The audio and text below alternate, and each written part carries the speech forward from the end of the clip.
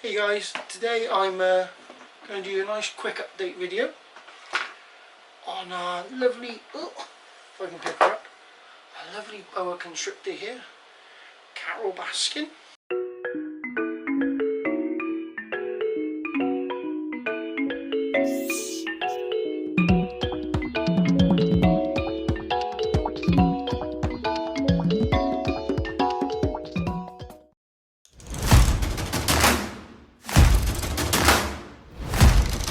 Don't know if the last time you guys saw her she was probably about that big, and now she's like, it's about 3.5, 4 feet long, so she's particularly lovely.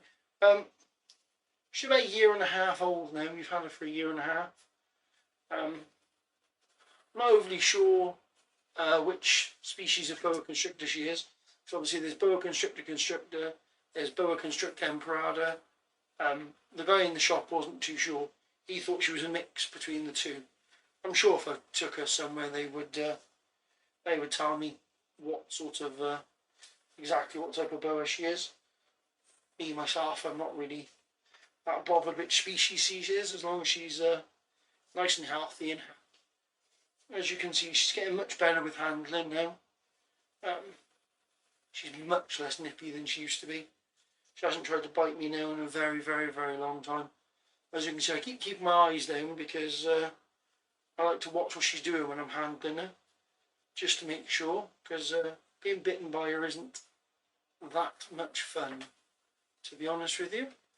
I was only bitten by her when she was really, really little, and then it was only little nippy bites. I've never actually had a full-blown food response bite off her, but I wouldn't imagine it'd be the most fun thing in the world. She was a lot smaller when she gave me a little nip, and that was enough to make me wear gloves for a few weeks whilst I was handling her.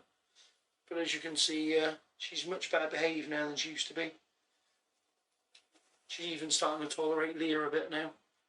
Leah's a bit wary of her because she's gone for Leah's face once or twice. She's never gone for my face, but if she does get a little bit touchy, I always have my trusty snake hook, which I've actually made this one myself.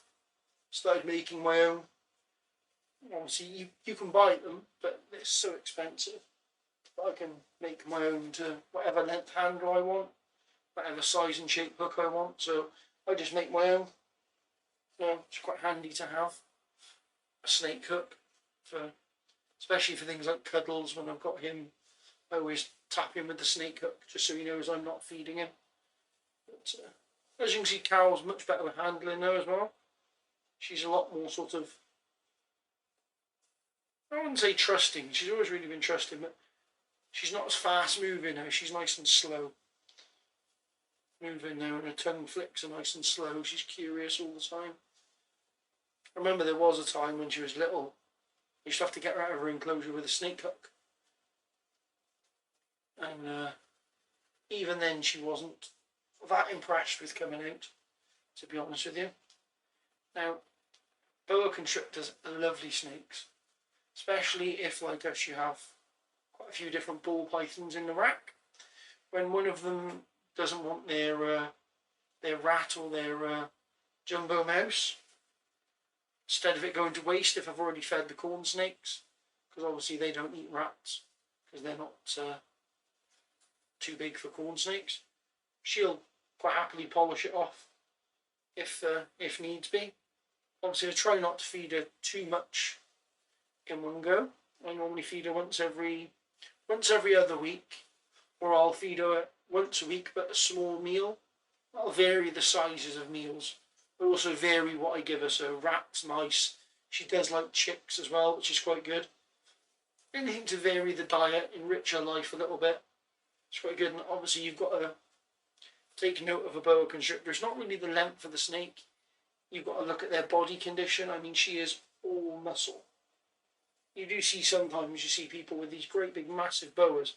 They've got a little tiny head and a great big massive fat huge body, where they fed it and fed it and fed it because they want the big snake, like a lot of people do. They buy a Burmese python baby and they want a 6, 7, 8 foot snake, so they feed it and feed it, and then obviously you can get a big snake that way, but the snake won't live as long.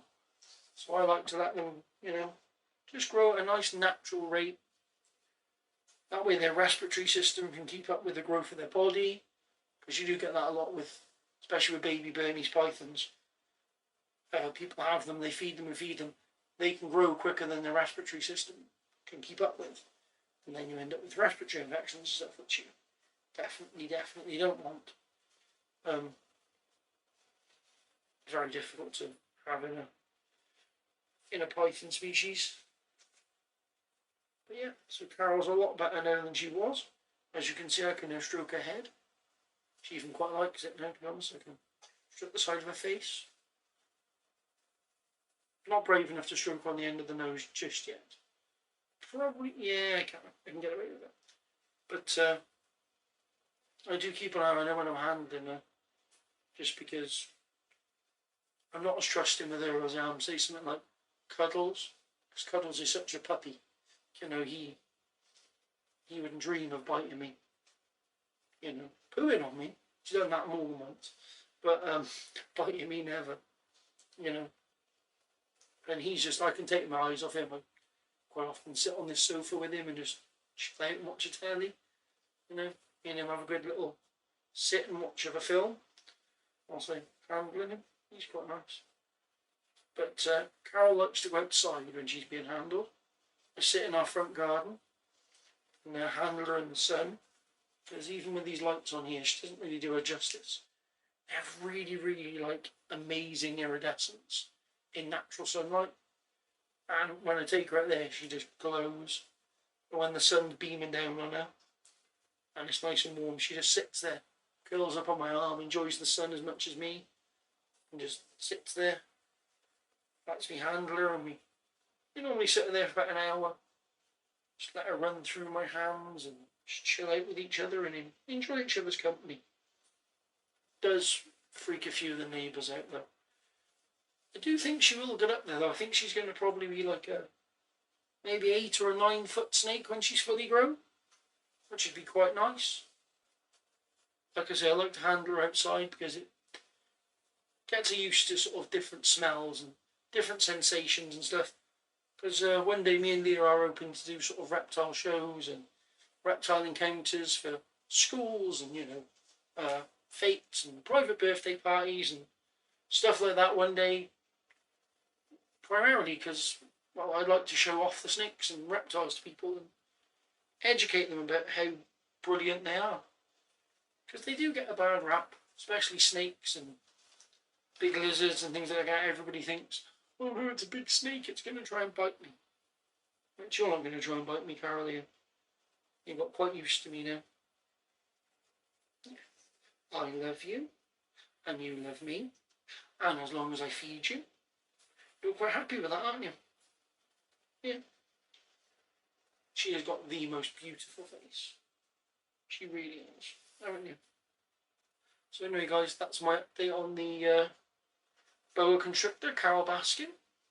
So if you guys would like to see me do more of these sort of animal, sort of specific species type of videos, or you want any updates on any of the other snakes, or any of the other animals, as long as it's not a tarantula, because she doesn't let me handle them because they're far too quick for me, because I'm just a clumsy bloke with a beard. Isn't that, Carol? Yeah.